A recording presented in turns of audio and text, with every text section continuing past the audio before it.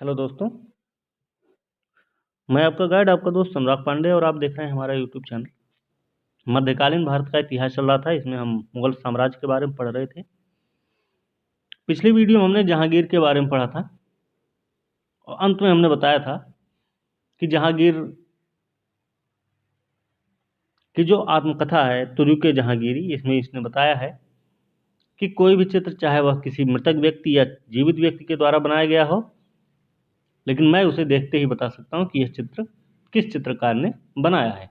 यदि किसी चेहरे पर आंख किसी एक चित्रकार ने और उसकी भौं किसी और चित्रकार ने बनाई है, तो हम ये भी बता सकते हैं देखकर कि आंख किसने और भौं किसने बनाई है। ठीक है। और अंत में हमने बताया था कि जहांगीर के शासनकाल में कुछ यूरोपीय यात्री आए थे, जिनके नाम कुछ थे कि Hawkins, sir Thomas Roe, William Finch और एडवर्ड टेरी जैसे लोग आए हुए थे। आज के वीडियो हम देखेंगे शाहजहां का शासनकाल, जो कि जहांगीर का पुत्र है। ठीक है। नाम इसका बचपन का रहता है खुर्रम। ठीक है। खुसरो के बाद खुर्रम का विद्रोह हुआ था, तो ये वही खुर्रम है। ठीक है। तो इनके बारे में हम आज पढ़ेंगे, शाहजहां के बारे में। तो वीडियो को अंत तक जरूर देखें, वीडियो को लाइक शेयर कमेंट करना ना भूलें, साथ में चैनल को सब्सक्राइब जरूर करें। तो शाहजहां, जिनके बचपन का नाम है खुर्रम। ठीक है। खुर्रम का विद्रोह हुआ है, कब हुआ था? 1625 में कि 20 में? 25 में हुआ था। ठीक है। खुर्रम का विद्रोह, तो ये हमने पिछली वीडियो में पढ़ रखा था खुर्रम के बारे में थोड़ा बहुत। ठीक है।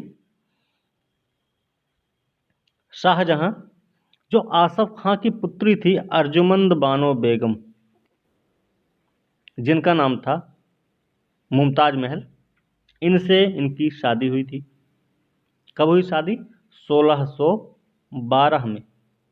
ठीक है। 1612 में अर्जुमंद बानो बेगम, जिनका नाम मुमताज महल था। अब इन्होंने ताजमहल बनाया, ताजमहल बनाने के लिए प्रसिद्ध है, और दिल्ली के लाल किला बनाने के लिए। ठीक है। 2 मोती मस्जिद है, ध्यान रखना है, मोती मस्जिद 2 है। एक मोती मस्जिद है आगरा के किले में, एक है दिल्ली के लाल किले में। ठीक है। तो आगरा वाली जो मोती मस्जिद है, इसका निर्माण भी शाहजहां ने किया है, लेकिन जो दिल्ली के लाल किले वाली मोती मस्जिद, उसका निर्माण किया था औरंगजेब ने। ध्यान रखना, इसमें कंफ्यूज नहीं होना। ठीक है। ये चीज़ आपको पता होनी चाहिए। तो दिल्ली का लाल किला शाहजहां ने बनवाया था, ताजमहल भी इन्होंने ही बनवाया था। ये सारी चीज़ें पता होनी चाहिए। ठीक है।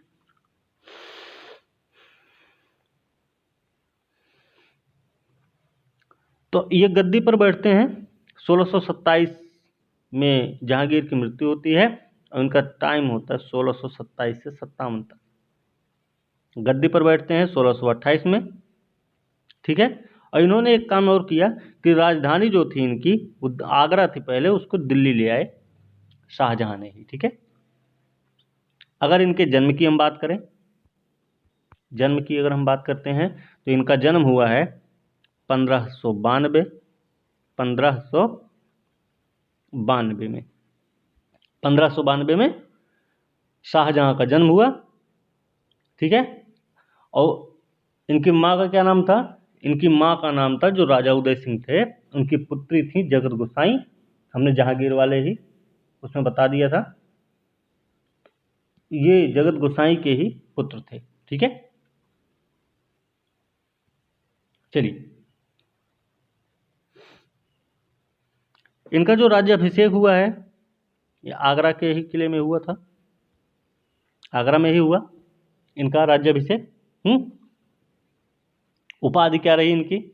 अबुल मुजफ्फर शहाबुद्दीन मोहम्मद साहिब किरण ए सानी की उपाधि रही। ठीक है। तो आसफ खां जो थे, इनके अर्जुमंद बानो के पिता, इनको इन्होंने क्या वजीर पद दिया था। ठीक है। वजीर पद दिया था। और महावत खां के बारे में आप जानते होंगे, खुर्रम और महावत खां के नेतृत्व में खुर्रम ने विद्रोह किया था। फिर उसके बाद महावत खां ने क्या किया कि जहांगीर को, उनकी पत्नी को बंदी बना लिया था 1626 में। उसी महावत खां को शाहजहां ने खान खाना की उपाधि दी थी, खान खाना की उपाधि दी थी महावत खां को। ठीक है, चलिए। अहमदनगर को मिलाया किसने? शाहजहां ने 1633 में। और इसका जो अहमदनगर का अंतिम शासक जो था वो था हुसैन शाह। हुसैन शाह अंतिम शासक था अहमदनगर का, जिसको 1633 में शाहजहां ने अपने साम्राज्य में मिला लिया था। ठीक है। एक निजाम शाही सरदार थे शाहजी भोसले को चुनार किले में भी कैद किया था। ध्यान रखना, शाहजी भोसले निजाम शाही सरदार थे। गोलकुंडा और बीजापुर से संधि की औरंगजेब ने, शाहजहां ने। ठीक है।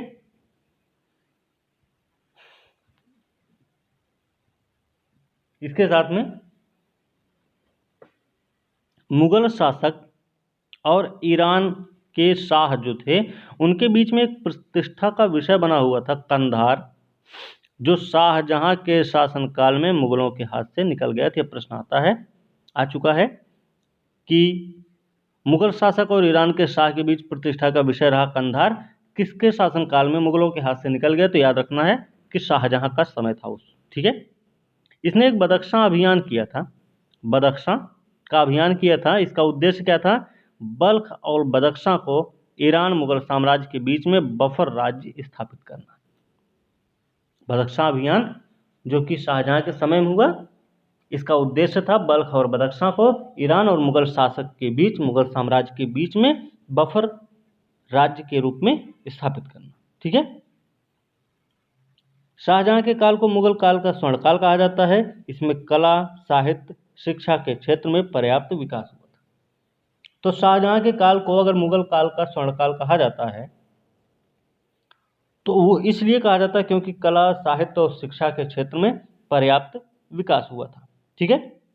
दूसरी चीज, शाहजहां के ही काल को स्थापत्य कला का भी स्वर्ण युग कहा जाता है। स्थापत्य कला का भी स्वर्ण युग कहा जाता है शाहजहां के काल को। वो क्यों कहा जाता है? स्थापत्य कला का स्वर्ण युग कहा जाता है, तो उसका रीजन क्या है? इस समय बहुत सारी इमारतें बनी, जैसे दिल्ली का लाल किला बना था, दीवाने आम, दीवाने खास, दिल्ली की जामा मस्जिद शाहजहां के समय में ही बनी। ठीक है। आगरा की मोती मस्जिद, हमने बताया था, आगरा की मोती मस्जिद का निर्माण शाहजहां ने करवाया, और दिल्ली की मोती मस्जिद औरंगजेब ने बनवाई थी। फिर इसने ताजमहल भी बनवाया, ताजमहल तो पता है। इसके बाद लाहौर किला, लाहौर में भी एक किला बनवाया, साथ में एक शीश महल की भी शीश महल भी बनवाया था। ठीक है। ये सारी चीजें थी, तो स्थापत्य कला का स्वर्ण युग कहा जाता है। ठीक है। ताजमहल के बारे में थोड़ा जान जाते हैं। मुमताज महल का नाम सुना आपने? ठीक है। तो मुमताज महल की याद में इसका निर्माण किया गया है। मुमताज महल की याद में ताजमहल का निर्माण हुआ। ठीक है। और इसकी रूपरेखा जिसने तैयार की थी उसका नाम था उस्ताद ईसा। उस्ताद ईसा ने ताजमहल की रूपरेखा तैयार की थी। ठीक है। चलिए आगे देखते हैं।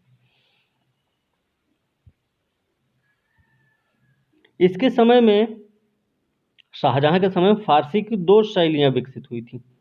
एक तो थी भारतीय फारसी और दूसरी ईरानी फारसी। फारसी शैली, फारसी की दो शैलियां विकसित हुई, एक भारतीय और एक ईरानी। तो भारतीय जो फारसी रही उसका प्रवर्तक रहा है अबुल फजल, और ईरानी का कवि कलीम, जो कि एक राजकवि था। तो ध्यान रखना, भारतीय फारसी शैली का प्रवर्तक था अबुल फजल, और ईरानी फारसी का प्रवर्तक रहा कवि कलीम। ठीक है, चलिए। कविंद्राचार्य थे, कविंद्राचार्य शाहजहां के समय से ही हैं संबंधित। ये शाहजहां के आश्रित कवि थे। इनकी भाषा में ब्रज अवधी का समन्वय मिलता है कविंद्राचार्य की भाषा में। इनकी कुछ किताबें हैं, जैसे कल्पलता। कविंद्र कल्पलता में शाहजहां की प्रशस्ति में लिखी गई है। ठीक है, कविंद्र कल्पलता जो है वो शाहजहां की प्रशस्ति में प्रणीत है। और सरस्वती उपाधि धारक यह संस्कृत मर्मज्ञ था। इसने शाहजहां से निवेदन करके तीर्थ यात्रा कर को समाप्त किया था। नाम था कविंद्राचार्य। ठीक है, ये तो हमने बताया।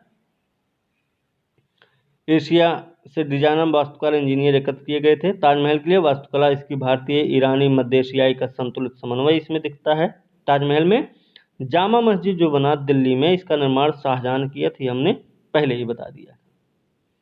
ठीक है, 1648 में शाहजहानाबाद नगर की स्थापना हुई दिल्ली में।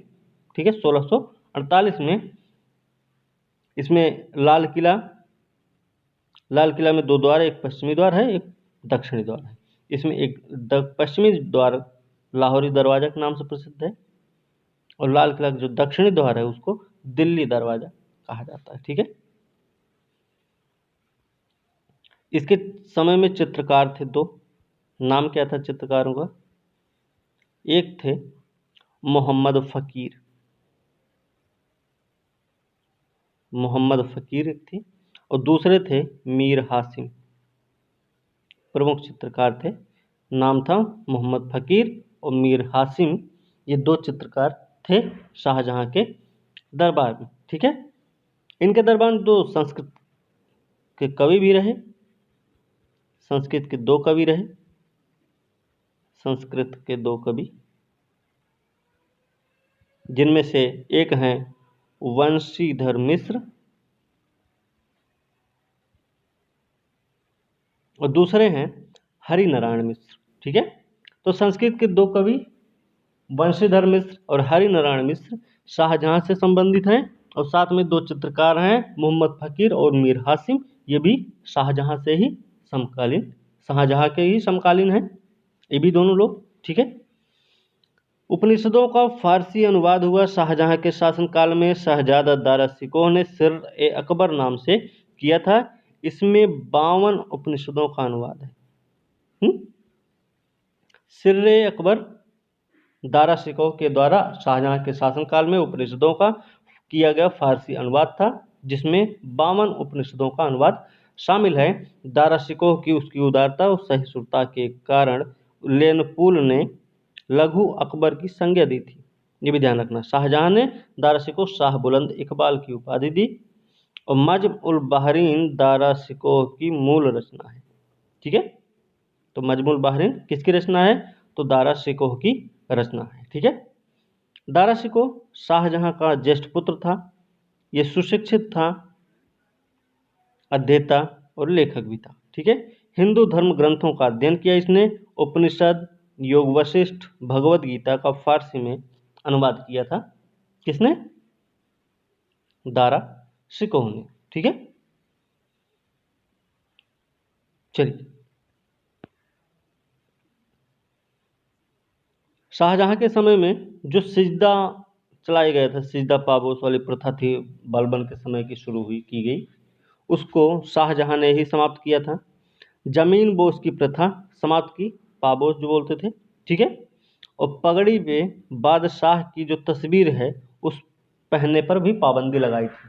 तो ध्यान रखना क्या क्या काम किया। सिद्धा पाबोस को समाप्त किया, और पगड़ी में जो बादशाह की तस्वीर पहनी जाती थी उसको भी इसने पहनना बंद करवा दिया। ठीक है, तो शाहजहां का जो काल था भारत के इतिहास में सबसे ज़्यादा समृद्धि का काल था, ये एल्फिंस्टन ने बोला है।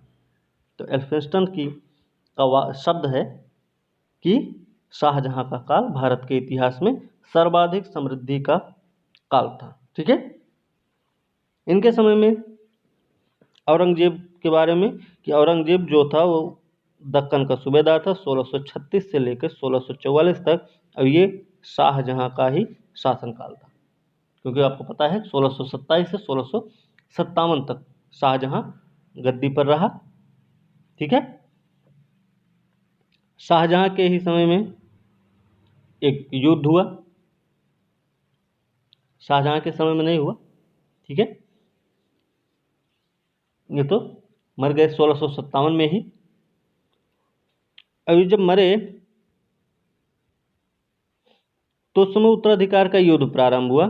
ठीक है, उत्तराधिकार के युद्ध में इनके जो पुत्र थे शुजा, मुराद, औरंगजेब और दारा शिकोह, 4 पुत्र थे। तो शुजा जो थे उस समय कहाँ थे? बंगाल में थे। ठीक है, शुजा बंगाल में थे। मुराद जो थे वो गुजरात में थे जब इनकी मृत्यु हुई।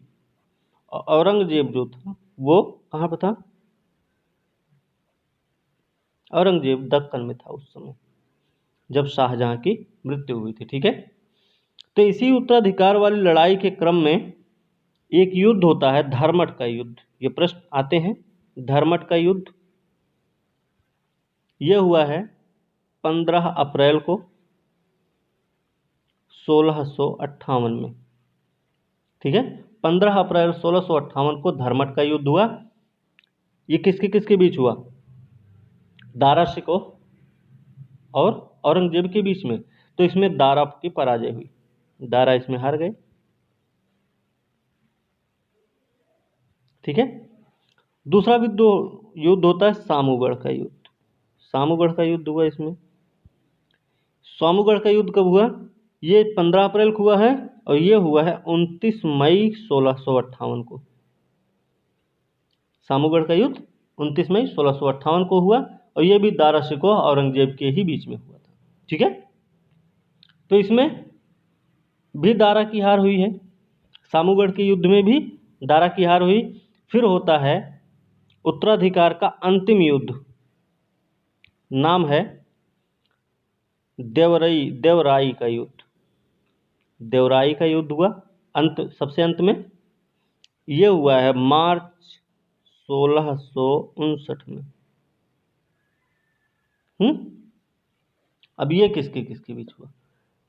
दारा और औरंगजेब के ही बीच में हुआ। ठीक है, तो दारा इसमें भी पराजित हुआ, देवराई के भी युद्ध में। ठीक है, दारा शिकोह ने अपना निर्वासित जीवन अलवर में कंकड़बाड़ी किला में बिताया था। ध्यान रखना कि दारा शिकोह इस युद्ध के बाद, देवराई युद्ध के बाद, दारा को निर्वासित जीवन जीने के लिए देश निकाला हुआ। ठीक है, तो ये कहाँ गए? अलवर, राजस्थान में एक किला है कंकड़बाड़ी, कंकड़बाड़ी का किला है। इसमें उन्होंने अपना अंतिम जीवन बिताया और यहीं पे इनकी मृत्यु हुई। ठीक है, अब कंकड़बाड़ी का जो किला है इसका निर्माण भी किसी ने किया होगा, तो नाम है जय सिंह द्वितीय। जय सिंह द्वितीय ने इस किले का निर्माण किया था। ठीक है, उम्मीद है कि वीडियो आपको समझ में आई होगी। ठीक है, तो अगर कोई कमी है तो आप उसको कमेंट बॉक्स में करके बता सकते हैं। कमेंट बॉक्स में कमेंट करके आप बता सकते हैं। वीडियो को लाइक शेयर कमेंट करना ना भूलें, साथ में चैनल को सब्सक्राइब करें। आज की वीडियो बस इतना ही। अगली वीडियो के साथ हम कल मिलेंगे, तब तक के लिए धन्यवाद।